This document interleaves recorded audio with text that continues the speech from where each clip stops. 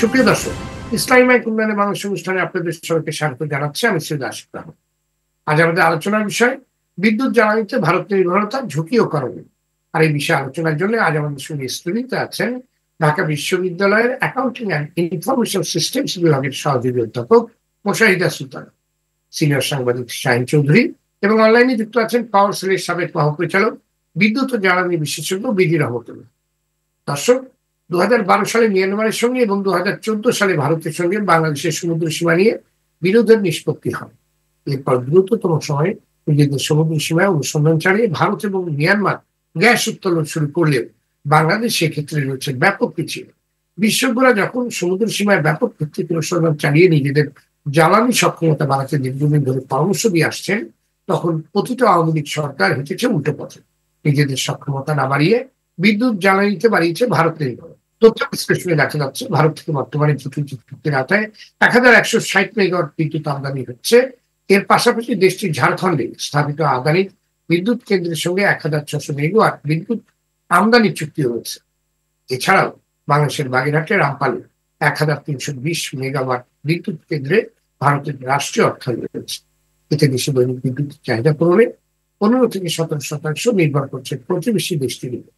2022-23 অর্থ বছরে আদানির প্রতি ইউনিট বিদ্যুতের দাম ধরেছিল 14 টাকা 02 পয়সা, যেখানে দেশে বিদ্যুতের গড় দাম 8 টাকা 77 পয়সা।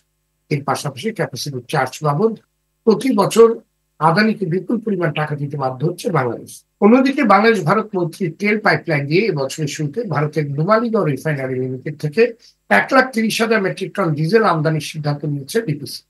এভাবে বিদ্যুৎ জ্বালানির ক্ষেত্রে ভারত নির্ভরতা দেশের জন্য ঝুঁকি তৈরি করছে বলে মনে করছেন অনেকে। এমন একটি বাস্তবতায় বিদ্যুৎ জ্বালানির ক্ষেত্রে এমন এক দেশ নির্ভরতা কমিয়ে স্বনির্ভরতা অর্জনের উপায় নিয়ে আজ আমরা আলোচনা করবো ইসলামী ব্যাংক উন্নয়নে বাংলাদেশ অনুষ্ঠান। আলোচনা আপনাদের সবাইকে স্বাগত জানাচ্ছি। মোশাহিদা সুলতানা, বিদ্যুৎ জ্বালানির ক্ষেত্রে ভারতের উপর বাংলাদেশের যে নির্ভরতা তা নিয়ে আপনার বিশ্লেষণ, ভারতের সঙ্গে করা চুক্তিগুলো নিয়ে আপনার পর্যালোচনা শুনতে চাই। গত এক দশকে আপনারা জানেন যে এই ঘটনাটা ঘটেছে, আমরা এতটা নির্ভরশীল ছিলাম না। এক দশকেই আসলে বেড়েছে। একটা হচ্ছে যে শুধু কয়লা না, গ্যাস ভিত্তিক বিদ্যুৎ কেন্দ্র রিলায়েন্সের সেটিও আমাদের এখানে স্থাপন করা হয়েছে। এই এলএনজি ভিত্তিক বিদ্যুৎ কেন্দ্র এখন যে পরিমাণ গ্যাস প্রয়োজন সেটা বাংলাদেশ এখন সরবরাহ করতে পারছে না, কারণ এমনিতেই আমাদের রিজার্ভের উপরে চাপ, তারপরে এলএনজির দামও বেশি। তো এইগুলো পরিকল্পনার মধ্যে ছিল না। অপরিকল্পিতভাবে ভারতের নির্ভরতার উপর যে নির্ভরতা তৈরি হয়েছে সেটা হয়েছে আপনার মানে ভারতীয় স্বার্থ রক্ষার জন্যই। বাংলাদেশের স্বার্থ রক্ষার জন্য যদি আসলে হতো তাহলে এই ধরনের প্রকল্পগুলো বাস্তবায়ন করা সম্ভব হতো না। এছাড়া আমাদের দেশে যে সক্ষমতা রয়েছে সেই সক্ষমতা এখন অনেক বেশি, ক্যাপাসিটি চার্জ অনেক বেশি দিতে হয়।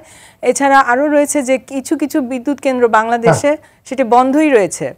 তো এই সমস্ত দিক বিবেচনা করলে দেখা যায় যে আমাদের আসলে ভারতের উপর নির্ভরতার প্রয়োজন ছিল না। সেই প্রয়োজনটাকে আমরা আসলে বানানো হয়েছে, এই প্রয়োজনটা বানানো হয়েছে আসলে ভারতের স্বার্থেই। এছাড়া আপনি দেখেন যে তেল উৎপাদনের ক্ষেত্রে, তেল রিফাইন করার ক্ষেত্রে বাংলাদেশের কথা ছিল যে ইস্টার্ন রিফাইনারি সক্ষমতা বাড়ানো হবে, কিন্তু এই প্রকল্প অনেক দিন ধরে ঝুলিয়ে রাখা হয়েছে।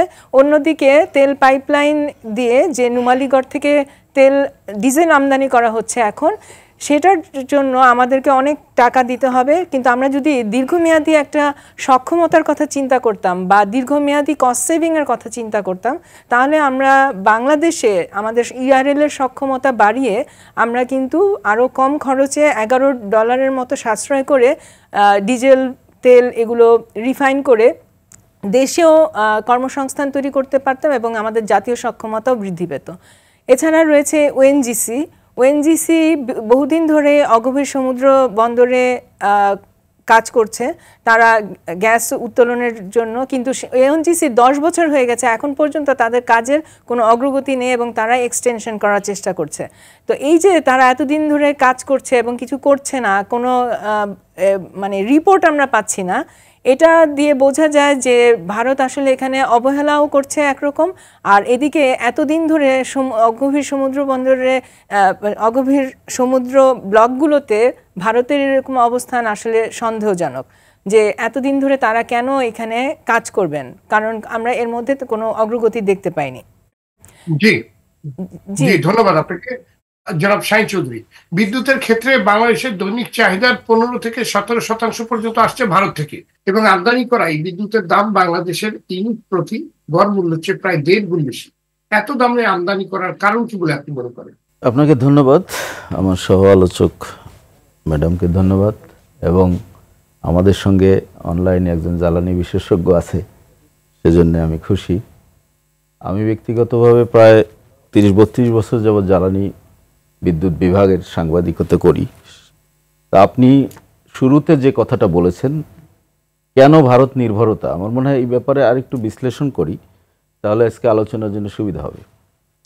ভারত নির্ভরতা যে গত 15 বছরই হয়েছে তা না, তার আগের থেকেই শুরু হয়েছে, কিন্তু 15 বছরে সেটা মারাত্মক আকার ধারণ করেছে। আগের থেকে কিভাবে শুরু হলো? আমাদের উত্তরাঞ্চলে বড়পুকুরিয়া, ফুলবাড়ি, খালাসপীর, জামালগঞ্জ সহ 5টি কয়লা ক্ষেত্র রয়েছে। এই 5টি কয়লা ক্ষেত্রে মজুতকৃত কয়লার পরিমাণ 50 TCF গ্যাসের সমপরিমাণ, কিন্তু আমরা সেই কয়লা কিন্তু উত্তোলন করিনি।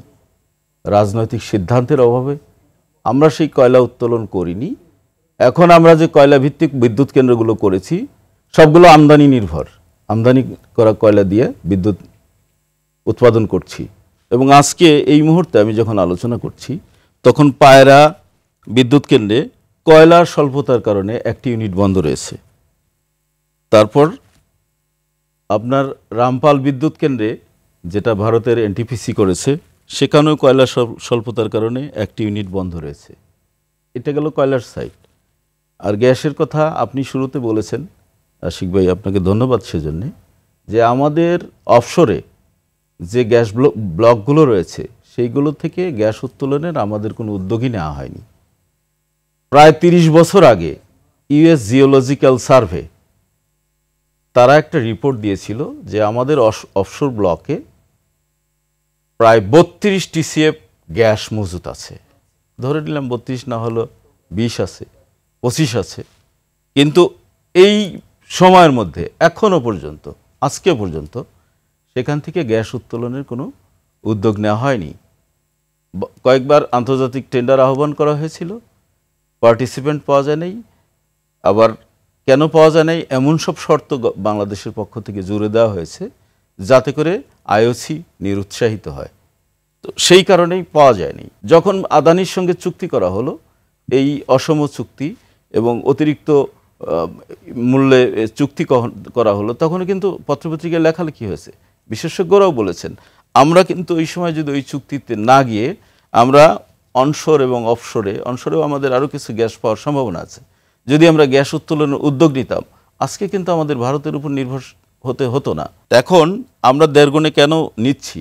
আজকে যদি আদানির এই 750 মেগাওয়াট না আনেন, 950 মেগাওয়াট না আনেন, আজ আমাদের দেশে 4 ঘন্টা থেকে 5 ঘন্টা লোডশেডিং হবে। আপনি কি সেই লোডশেডিং ফেস করবেন? আপনি তো করবেন না। আপনার কাছে আমি পরে আবার আসবো। জনাব বিডি রহমতুল্লাহ, আদানির সঙ্গে বাংলাদেশের বিদ্যুৎ আমদানি চুক্তি নিয়ে শুরু থেকে বিতর্ক করে আসছে। অনেকেই বলার চেষ্টা করছেন ভারতের সঙ্গে বিদ্যুতের যে চুক্তিটা অনেকটা অসমোচক। তাহলে এমন চুক্তি কেন করা হয়েছে? প্রথম হচ্ছে হাসিনাকে ক্ষমতা থাকার জন্য, দুর্নীতি করার জন্য এখানে বিদ্যুৎকে সে একটা উপাত্ত হিসাবে, উপলক্ষ হিসাবে ধরেছে। কারণ বিদ্যুৎ আমাদের দেশে সংকট হওয়ার কথা না। প্রথম হচ্ছে যে মিয়ানমার যে যে কূপ 11 নম্বর পাশেই কিন্তু আমাদের 12 নম্বর কূপ। নাসার রিপোর্টে ছিল ওখানে 44,000 TCF গ্যাস আছে, কিন্তু সেটা হাসিনা কোনোদিন কোনো টেস্ট 2D 3D কোনোটাই কিছু করলো না।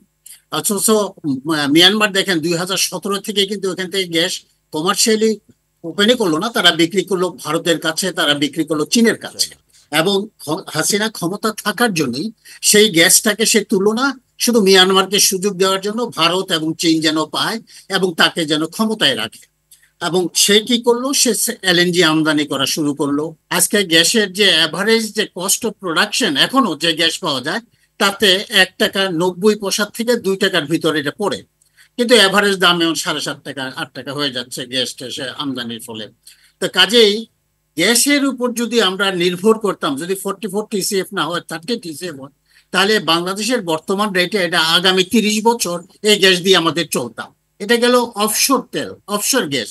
অনশোরে কিন্তু অনেক গ্যাস আছে এবং সেইগুলা যেটাকে বলে ওয়ার্ক ওভার, যেমন পুরনো যে কূপগুলা, সেখান থেকে করলেও আমরা কিন্তু আরো 10-12 TCF আমরা গ্যাস তুলতে পারতাম। আমরা যদি ব্যাটারির মানে সোলার যে ব্যাটারি, সেই দামটা যদি কমিয়ে আনতে পারি, ভ্যাট ট্যাক্সটা যদি উঠাতে পারি, তাহলে কিন্তু আমরা এই দেশে সোলার থেকে অন্তত 30 থেকে 35,000 মেগাওয়াট আমরা চালু করতে পারি।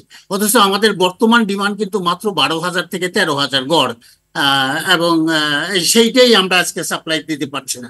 অথচ হাসিনা প্রায় প্রায় বলতো যে আমি 27,000, 28,000, 30,000 মেগাওয়াট আমি করেছি, শীঘ্রই 41,000 মেগাওয়াট করবো।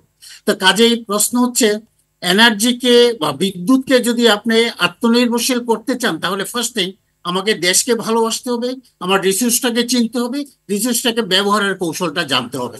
কিন্তু এটা আমরা কোনোটাই করছি না। আমি ভারতের উপর নির্ভরশীলতা খামাখা বাড়াচ্ছি কেন? আমার পুরনো পাওয়ার স্টেশন গুলো মেনটেনেন্স করলেও, যেটাকে বলে রেট্রোফ্যাক্ট মেনটেনেন্স যদি আমি করি, তাহলে কিন্তু এখানে অন্তত 3 থেকে 4,000 মেগাওয়াট আমি চালু করতে পারি। এবং আপনারা যদি জেনে থাকেন, NREL এর একটা রিপোর্ট 2018 সনে সরকারের কাছে দিয়েছে, সেটা হচ্ছে বাংলাদেশের উইন্ড পাওয়ারের প্রবাবিলিটি, এবং তারা বলছে এই দেশে আগামী 6 মাসে যদি সরকার ইচ্ছা করে, তাহলে 33,000 মেগাওয়াট তারা স্থাপন করতে পারে। কিভাবে সেটা আসবে সেটা নিয়ে আপনার কাছে পরে আমি আবার আসবো। ধন্যবাদ আপনাকে। মোশাহিদা সুলতান, স্বনির্ভরতার সুযোগ না নিয়ে বিদ্যুৎ জ্বালানির ক্ষেত্রে আমদানি নির্ভরতা দেশের ভবিষ্যৎ জ্বালানি সুরক্ষায় কি ধরনের প্রভাব ফেলছে বলে আপনি মনে করেন? আচ্ছা, এখন আপনারা একটু আগে শুনলেন যে আমরা সক্ষমতা বাড়াইনি, কিন্তু এখন যদি আমরা নবায়নযোগ্য জ্বালানির পথে যেতে চাই, তাহলে আমাদের একটা কিছু বাধা রয়েছে এখানে। বাধার সেগুলো কিছু আছে যেগুলো সোশ্যাল ইকোনমিক, যেগুলোর কারণে আমাদের দামটা বেশি পড়ছে, আরও অনেকগুলো বাধা রয়েছে। কিন্তু তা সত্ত্বেও কৌশলগত দিক থেকে যে কোনো একটা দেশের উচিত হচ্ছে নবায়নযোগ্য জ্বালানিতে বিনিয়োগ করা এবং ভর্তুকি দেয়া। কিন্তু আমরা ভর্তুকির টাকাটা যখন পুরোটাই চলে যাচ্ছে এই কয়লা LNG কেনার জন্য, তখন এইখানে কিন্তু একটা বাধা তৈরি হচ্ছে নবায়নযোগ্য জ্বালানিতে নতুন ইনভেস্টমেন্ট করার ব্যাপারে। যে আমাদের যেখানে যে কস্টলি হচ্ছে, সেটার আরেকটা কারণ হচ্ছে যে এখানে আমাদের যে শুল্ক সেটা বেশি, এবং এই কারণে দামও বেশি পড়ছে। তবে এটাই একমাত্র কারণ না, আরও অনেকগুলো কারণ আছে যে কারণে দাম বেশি পড়ছে। সেগুলো আমাদের পুনর্মূল্যায়ন করতে হবে, কারণ কিছু কিছু নবায়নযোগ্য জ্বালানির যেগুলো প্রকল্প, সেগুলো কিন্তু এখন উইথহেল্ড করে রেখেছে, মানে পোস্টপোন করা অবস্থায় আছে। সেগুলোকে আবার পুনর্বিবেচনা করার জন্য নির্দেশ দেওয়া হয়েছে, সেগুলো নিয়ে কাজ করছে। কিন্তু একই সাথে আমি এটাও আপনাদেরকে বলতে চাই যে আদানির যে বিদ্যুৎ কেন্দ্র থেকে যে ঝাড়খণ্ড থেকে যে আমরা আমদানি করি, সেখানে আমাদের যদি 34% বিদ্যুৎ আমরা মানে আমদানি না করি, তাহলে কিন্তু এটার জন্য জাহাজ ভাড়া থেকে কয়লার দাম সব কিছু আমাদেরকে পরিশোধ করতে হয়।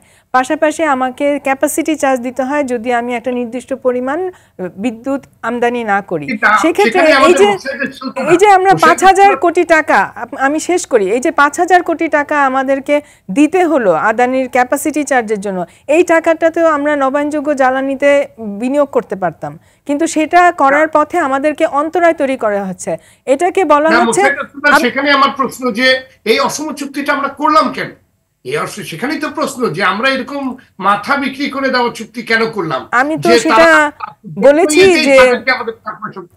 সেটা বলেছি যে এটা গত যে ক্ষমতাচ্যুত সরকার, তারা এগুলো পরিকল্পিতভাবে করেনি এবং তারা দেশের স্বার্থকে মূল্যায়ন করেনি। বিদেশিদের তো এক ধরনের মানে আতাত এখানে ছিলই, তার সাথে স্বৈরাচারী সরকারেরও কিছু মানে লাভ ছিল, যে কারণে তারা এই সমস্ত করে এমন একটা পরিবেশ তৈরি করেছে যেখান থেকে আসলে বের হয়ে আসা এখন কঠিন হয়ে গেছে। ধন্যবাদ। জনাব শাহীন চৌধুরী, বাংলাদেশের বিদ্যুৎ জ্বালানি খাতে ভারতের বিনিয়োগ গত 1.5 দশকে ব্যাপকভাবে বেড়েছে। এই বিনিয়োগে দেশের স্বার্থ কতখানি গুরুত্ব পেয়েছে বলে আপনি মনে করেন? ধন্যবাদ। ম্যাডাম যেটা বলছিলেন তার বক্তব্য সব ঠিকই আছে, কিন্তু দু একটা জায়গায় আমি একটু দ্বিমত পোষণ করি। যেমন উনি বলছেন যে আদানির চুক্তি বাতিল না করে কেন, কিন্তু এইখানে দ্বিমত পোষণ করি হলো, আমি যদি বিকল্প ব্যবস্থা না করতে পারি, তাহলে এখনই আমি আদানির চুক্তি বাতিল করতে পারবো না। বাতিল করলে আমার দেশের 1/4 জায়গা অন্ধকার হয়ে যাবে। সুতরাং সেই চুক্তি বাতিল করতে হলে আমাকে আগে জেনারেশন বাড়াতে হবে। ওই যে বিডি রহমতুল্লাহ সাহেব বলেছেন যে আমাদের পুরনো পাওয়ার প্ল্যান্টগুলো মেরামত করতে হবে, সেগুলো দিয়ে উৎপাদন ক্ষমতা বাড়াতে হবে। তো তাহলে আমি বিকল্প ব্যবস্থা যদি করতে না পারি তাহলে আমি আদানির চুক্তি কীভাবে বাতিল করব? এখন প্রশ্ন আসছে যে এর আগে একটা কথা উঠছিল যে এলএনজিটাই কিন্তু আমাদের জন্য সবচেয়ে বেশি কাল হয়েছে। এটা আমি একটু ব্যাখ্যা দিই, কেন অফশোর ব্লকে আমাদের বিদ্যুৎ উৎপাদনের উদ্যোগ নেওয়া হলো না, কেন অফশোর ব্লকে ইন্টারন্যাশনাল টেন্ডার আহ্বান করা হলো না। তার মূল কারণটা হলো কমিশন বাণিজ্য। এলএনজি আমদানি করার সাবেক বিদ্যুৎ প্রতিমন্ত্রী নসরুল হামিদ তিনি তার কমিশন বাণিজ্যের জন্যে এই অফশোর ব্লকে বিদ্যুৎ জ্বালানি উত্তোলনের গ্যাস উত্তোলনের উদ্যোগ না নিয়ে তিনি এলএনজি আমদানির পথে গেলেন, এবং যে কারণে আমাদের কিন্তু এই অবস্থাটা ডেডলক অবস্থা তৈরি হয়েছে। এবং যে ডেডলক অবস্থা তৈরি হয়েছে এটা থেকে বেরিয়ে আসতে হলে আমাদের এখন অন্তত পক্ষে 4 থেকে 5 বছর সময় লাগবে। তবে আসার কথা হলো, আমি আপনাদেরকে এটা জানাই, যেটা আপনারাও জানেন, হয়তো জাতি জানে, সেটা হলো যে মার্কিন প্রেসিডেন্ট ডোনাল্ড ট্রাম্প দায়িত্ব গ্রহণ করার পরে প্রথম বাংলাদেশের সঙ্গে একটি বাণিজ্যিক চুক্তি হয়েছে, যেটা সংবাদ আপনারা দেখেছেন, যে আমেরিকান একটা কোম্পানি থেকে বাংলাদেশ 50 লাখ টন এলএনজি আমদানি করবে। এই চুক্তিটা আগামী 2026 থেকে জানুয়ারি থেকে এই আমদানিটা শুরু হবে। এই আমদানি শুরু হয়ে গেলে আমাদের যে দীর্ঘ জ্বালানি সংকট আছে সেই জ্বালানি সংকট আমাদের থাকবে না। আমরা যদি পর্যাপ্ত জ্বালানি গ্যাস সরবরাহ করতে পারি, আমাদের যে পাওয়ার প্ল্যান্টগুলো বন্ধ আছে সেই পাওয়ার প্ল্যান্টগুলো আমরা চালু করতে পারবো। কিছু পাওয়ার প্ল্যান্ট আমাদের আছে ডুয়েল ফুয়েল, আপনি জানেন বোধহয়, সেটা হলো যে গ্যাস দিয়েও চালানো যায়, আবার ডিজেল দিয়েও চালানো যায়। ডিজেল যেহেতু আমরা ইম্পোর্ট করতে পারছি না আন্তর্জাতিক বাজারে মূল্য বৃদ্ধির কারণে, সেক্ষেত্রে আমাদের যদি এলএনজির ওই চুক্তিটা কার্যকরী হয় এবং শুরু হয়, তাহলে ওই ডুয়েল ফুয়েলের কেন্দ্রগুলোতে আমরা গ্যাস সরবরাহ করতে পারবো এবং বিদ্যুৎ উৎপাদন খরচও কমে আসবে। আরও একটি ভালো খবর আছে, সেটা হচ্ছে যে সৌদি আরবের এনার্জি কোম্পানি আরামকো আমাদের এখানে একটা রিফাইনারি করবে, বিগেস্ট রিফাইনারি। এবং আরামকোর প্ল্যান হচ্ছে বাংলাদেশকে তারা জ্বালানি হাব করবে, মানে তেলের হাব করবে। অর্থাৎ শুধু বাংলাদেশের চাহিদা না, আমরা তো এখন বাইরে থেকে আমদানি করছি, এখন শুধু বাংলাদেশের চাহিদা না, এখানে তারা ক্রুড অয়েল আনবে, এটা রিফাইন করে বাংলাদেশের চাহিদা মেটানোর পাশাপাশি ইস্টের যেসব দেশগুলো সৌদি আরবের কাছ থেকে জ্বালানি তেল ক্রয় করে সেই সব দেশে, ইন্দোনেশিয়া, মালয়েশিয়া, থাইল্যান্ড, এইসব দেশেও তারা রপ্তানি করবে। সুতরাং এটা কিন্তু আমাদের একটা মানে জ্বালানি তেলের একটা হাব হয়ে যাবে। কিন্তু এই সমস্ত বিষয় কিন্তু সময় সাপেক্ষ। আমি বলেছি যে আগামী বছর থেকে হয়তো আমরা কিছুটা সুফল পাওয়া শুরু করব, কিন্তু ফাইনালি এইটা হতে অন্তত আরও 3 থেকে 4 বছর সময় লাগবে। তখনই আমরা আদানির থেকেও বেরিয়ে আসতে পারবো এবং ভারত নির্ভরতা থেকেও আমরা বেরিয়ে আসতে পারবো। ধন্যবাদ আপনাকে জনাব বিডি রহমতুল্লাহ। বিদ্যুৎ জ্বালানির ক্ষেত্রে আমদানি নির্ভরতা কমিয়ে আনার দূরদর্শী উদ্যোগ কতখানি দেখছেন আপনি, শুনবো আপনার কাছে, তবে ছোট্ট বিরতির পর। দর্শক, ইসলামী ব্যাংক উন্নয়নে বাংলাদেশ অনুষ্ঠান নিচ্ছে ছোট্ট একটি বিরতি, ফিরছে অল্প সময় বিরতি, সাথেই থাকুন।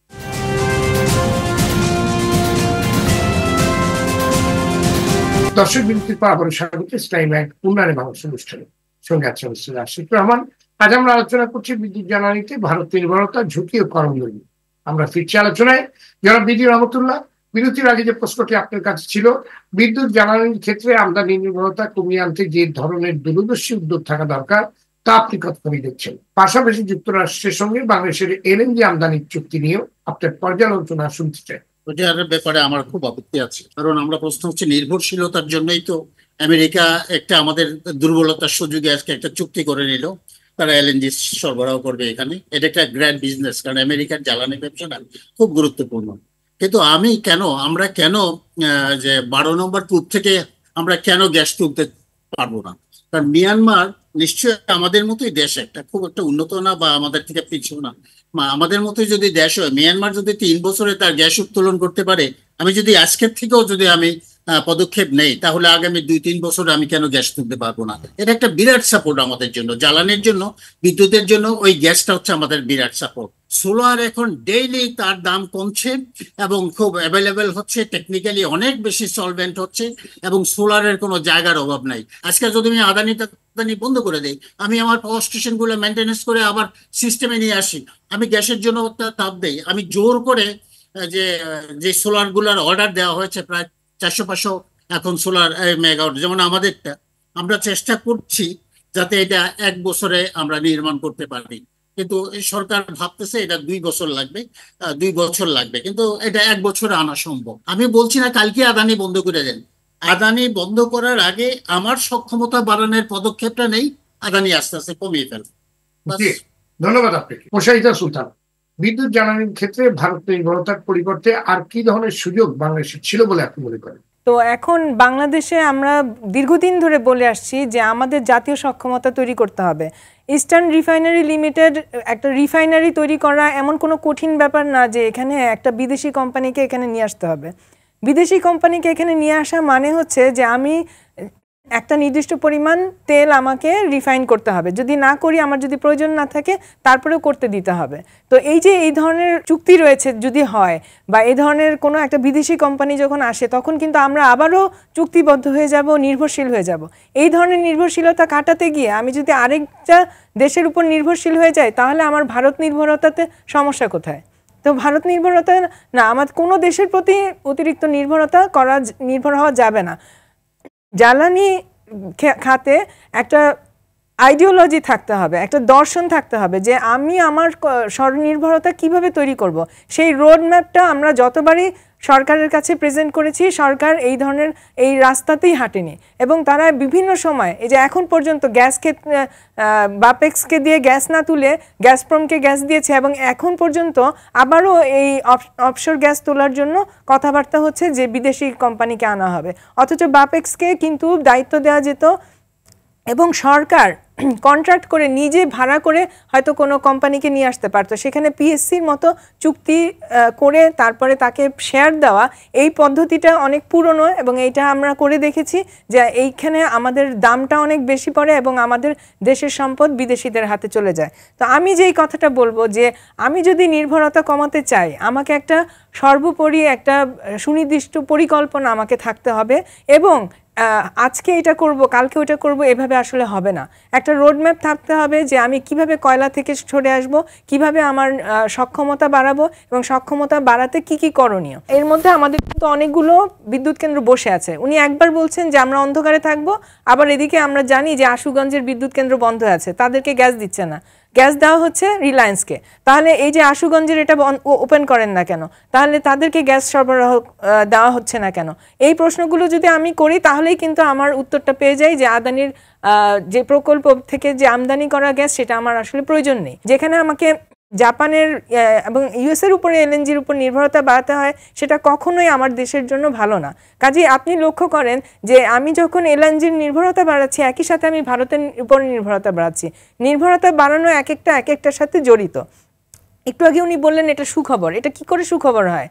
আমি জানি না যে আমাকে কত দামে যুক্তরাষ্ট্র থেকে আমদানি করতে হবে। এখানে কোনো দামের কথা আপনারা শুনেছেন? এটা এমন একটা চুক্তি, আমি এত টন এত এলএনজি নিয়ে আসবো, কিন্তু আমাকে তো আবারও সেই টাকাটা পরিশোধ করতে হবে, হবে কি না? তাহলে সেই ক্ষেত্রে আমার এই নির্ভরতাগুলো বাড়ানো কি নির্ভরতা না? তাহলে এটা কি শুধু ভারতের থেকে নির্ভরতা কমিয়ে আমি রাশিয়ার উপর নির্ভরশীল হব বা যুক্তরাষ্ট্রের উপর নির্ভরশীল হব? এটা তো আমরা চাই না। আমরা তো একটা জাতীয় সক্ষমতা বাড়ানোর কথা এখানে বলছি। তাহলে এই বিষয়গুলোকে আমাদেরকে আমলে নিতে হবে, এবং এইগুলো যদি আমরা কৌশলগত জায়গাটা বুঝতে না পারি যে বিদ্যুৎ ও জ্বালানি খাত পুরোটাই একটা কৌশলগত দিক। এখানে আমার দাম বাড়া মানুষের উপরে একটা চাপ তৈরি করে, এবং সবচেয়ে বড় কথা এই যে এখন মুদ্রাস্ফীতি যে নিয়ন্ত্রণে আনা যাচ্ছে না, এটার পিছনে কিন্তু রয়েছে যে প্রথমে যে জ্বালানির যে শকটা আমাদের এসেছিল, জ্বালানির দামের উপরে যে শকটা, এবং আমরা দেখেছি যে এখনও তেলের যে দাম সেটা অনেক বাড়া অবস্থায় আছে, এবং এটার জন্য আমাদেরকে অনেক মাশুল দিতে হচ্ছে। তো তো এই সমস্ত কারণে আমার মনে হয় যে বিদ্যুৎ ও জ্বালানি খাতে ভারত নির্ভরতা শুধু না, যে কোনো বিদেশি নির্ভরতার দিকে আমাদের দৃষ্টিপাত করা দরকার এবং সবগুলো একসাথে কিভাবে কমানো যায় সেটার জন্য একটা পরিকল্পিত রোডম্যাপ আমাদের থাকতে হবে। ধন্যবাদ আপনাকে। জনাব শাহিন চৌধুরী, বিদ্যুৎ জ্বালানির ক্ষেত্রে বাংলাদেশের স্বনির্ভরতা অর্জনের পথে কি ধরনের চ্যালেঞ্জ আপনি দেখছেন? না, এটা তো ইতিমধ্যেই আলোচনা হলো যে চ্যালেঞ্জগুলো, কিন্তু আমি এই চ্যালেঞ্জ বলার আগে একটু, যেহেতু রূপপুর পারমাণবিক বিদ্যুৎ কেন্দ্র নিয়ে কথা উঠেছে, এটা নিয়ে দু চারটি কথা বলি। এই প্রকল্পটি কিন্তু খুবই ভালো প্রকল্প ছিল, খুবই ভালো প্রকল্প ছিল, কারণ আলটিমেটলি ম্যাডাম যেটা বলেছেন যে নিউক্লিয়ার পাওয়ার প্ল্যান্ট করা যাবে না বা এটা ঝুঁকি আছে, সারা পৃথিবীতে কিন্তু নিউক্লিয়ার পাওয়ার প্ল্যান্ট আছে। কারণ আপনি বৃহৎ আকারে বিদ্যুৎ কেন্দ্র করতে গেলে এটার কোনো বিকল্প নেই। কিন্তু প্রশ্নটা হচ্ছে যে এটি একটি মহা দুর্নীতির প্রকল্প। শেখ হাসিনার শুধুমাত্র এই একটা প্রজেক্ট থেকে $5.5 বিলিয়ন লুট হয়েছে। এটা বিদেশি গণমাধ্যমের নিউজ হয়েছে এবং আমরাও সেটার অনুবাদ ছেপেছি বাংলাদেশে। এই রোসাটম, রাশিয়ার যে কোম্পানি এই বিদ্যুৎ কেন্দ্রটা করছে, রোসাটম ভারতের দক্ষিণ ভারতে কোনাল-কোদান নামক একটা জায়গায়, সেখানে একটি একই ক্ষমতা সম্পন্ন বিদ্যুৎ কেন্দ্র নির্মাণ করেছে। তার ওখানে ব্যয় হলো $3.5 বিলিয়ন। আর আমার এখানে এটার ব্যয় ধরা হয়েছে $13 বিলিয়ন, অর্থাৎ $9.5 বিলিয়ন ডিফারেন্স। তার মানে কি, এটি হচ্ছে একটি লুটপাটের, মহা লুটপাটের একটি প্রকল্প এবং এইখান থেকেই শুধুমাত্র $5.5 বিলিয়ন লুট হয়েছে। যে দীর্ঘমেয়াদী ভারতের যে ইনভলভমেন্ট, যেটা এর আগে আলোচিত হয়েছে, যে তা ভারতের একটি বিরাট লোকবল এখানে কাজ করছে, অর্থাৎ যেখানে আমাদের লোকদের ট্রেন আপ করা যেত, আমাদের ইঞ্জিনিয়ার টেকনিশিয়ানদের ট্রেন আপ করা যেত, যেটা রাশিয়ার তত্ত্বাবধানে হতে পারত, তাহলে আমরা 1 বছর বা 2 বছর পরে এই বিদ্যুৎ কেন্দ্র মেনটেনেন্স এবং এটার সমস্ত দায় দায়িত্ব আমরা নিতে পারতাম। কিন্তু এখানে ভারতের সঙ্গে ওই যে একটা ত্রিপক্ষীয় চুক্তি থাকার কারণে ভারতের উপর আমাদের কিন্তু এখান থেকেও আমাদের নির্ভরতা থেকেই যাবে, এখান থেকেও কিন্তু আমাদের বেরিয়ে আসার রাস্তা খুব নেই, কারণ এই চুক্তি বাতিল এই মুহূর্তে সরকার করতে পারবে না। কারণ এই প্রকল্পের প্রথম ইউনিটের কাজ 80% হয়ে গেছে, 80%-এর বেশি, 90% হয়ে গেছে। সুতরাং এই চুক্তি থেকে বেরিয়ে আসারও কোনো উপায় নেই। কিন্তু যে জিনিসটা করা দরকার সেটা হলো জাতির কাছে এটা পরিষ্কার করা দরকার যে এখানে কি কি অসম চুক্তি হয়েছে, দেশের কি কি ক্ষতি হয়েছে, এটা জাতিকে জানানো দরকার। যে আমাদের অফশোর ব্লকের গ্যাস উত্তোলন করতে হবে। বিডি রহমতুল্লাহ সাহেব যেটা বলেছেন যে আমাদের 12 নম্বর ব্লক, এটা খুব দ্রুত এটা টেন্ডার দিয়ে এখান থেকে গ্যাস উত্তোলন করতে হবে। আরও একটা সোলারের যে বিষয়টা এসছে, যে সোলার থেকে প্রায় 3 থেকে 3.5 মেগাওয়াট বিদ্যুৎ উৎপাদন করা সম্ভব, সেটাকে গুরুত্ব দিতে হবে। তাহলে আমরা পরনির্ভরশীলতা, বিদেশ নির্ভরশীলতা থেকে বেরিয়ে এসে আমরা আত্মনির্ভরশীল হওয়ার পথে এগিয়ে যেতে পারবো। ধন্যবাদ আপনাকে। আমাদের আলোচনা একদম শেষ পর্যায়ে। জনাব বিডি রহমতুল্লাহ, বাংলাদেশের নবায়নযোগ্য জ্বালানির সম্ভাবনা কতখানি বলে আপনি মনে করেন এবং বিদ্যুৎ জ্বালানির ক্ষেত্রে বাংলাদেশের সক্ষমতা বাড়াতে করণীয় কি? আপনার পরামর্শ শুনে আমাদের আজকে আলোচনা শেষ করি। সম্ভাবনা তো অনেক বেশি, কারণ ওই যে উনি বললেন যে বাংলাদেশের উইন্ড এনার্জির জন্য প্রায় 14টা জায়গায় তারা উইন্ড অ্যামোমিটার বসায়, আর কি উইন্ড টারবাইন মিটার বসায়, এবং তারা এই ময়মনসিংহ, রংপুর, খুলনা, চাঁদপুর, কুমিল্লা এদিকে তো আছেই, মানে কুয়াকাটা এসব তো আছেই, মানে অফ, যেখানে চিন্তা করা যায় না, আমরাও চিন্তা করি নাই যে যেখানে বাতাস বোধহয় নেই। কিন্তু তারা বলেছে যে বাংলাদেশে 6 মাসে যদি টাওয়ার বসায়, মানে টাওয়ার তারা হাফ হাইট বলে, 80 মিটার হাফ হাইট মানে 250 ফিট, আর 120 মিটার হাফ হাইট মানে 250 ফিট, হ্যাঁ 350 ফিট, এই হাফ হাইটে বাংলাদেশ 33,000 মেগাওয়াট এখনই উৎপাদন করতে পারে। তাদের কষ্ট আমরা জিজ্ঞাসা করছিলাম যে মিস্টার সেমন্স, চিফ যে প্রিন্সিপাল, তাকে প্রিন্সিপাল বলে, তাকে জিজ্ঞেস করছিলাম যে কত কষ্ট পড়বে। তোমাদের কষ্ট ইন্ডিয়ার চেয়ে বেশি পড়বে, ইন্ডিয়াতে 1.5 টাকা করে পার ইউনিট তখন ছিল, 18 সনের কথা বলছি।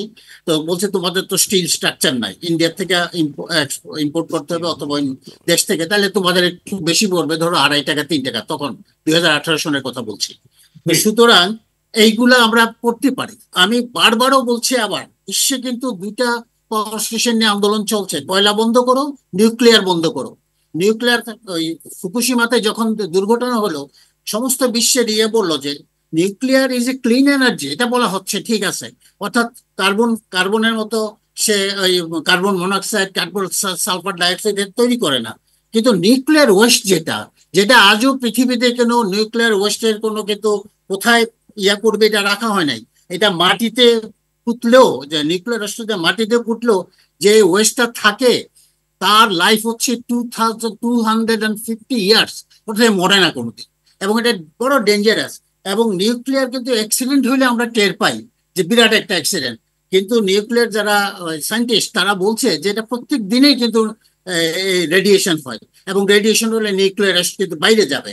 আমার কান্ট্রিতে বা কোনো কান্ট্রিতে এটা 100% প্রুফ ঢেকে রাখতে পারবে না যে এই ওয়েস্টটা বাইরে যাবে না, এটা যাবেই।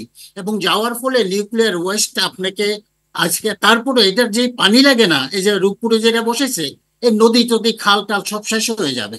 কাজেই নিউক্লিয়ারকে সারা দুনিয়াতে বলা হচ্ছে যে এটা ডেঞ্জারাস, এটা হচ্ছে কিলার টু দ্য হিউম্যান সোসাইটি, এটাকে বন্ধ করো।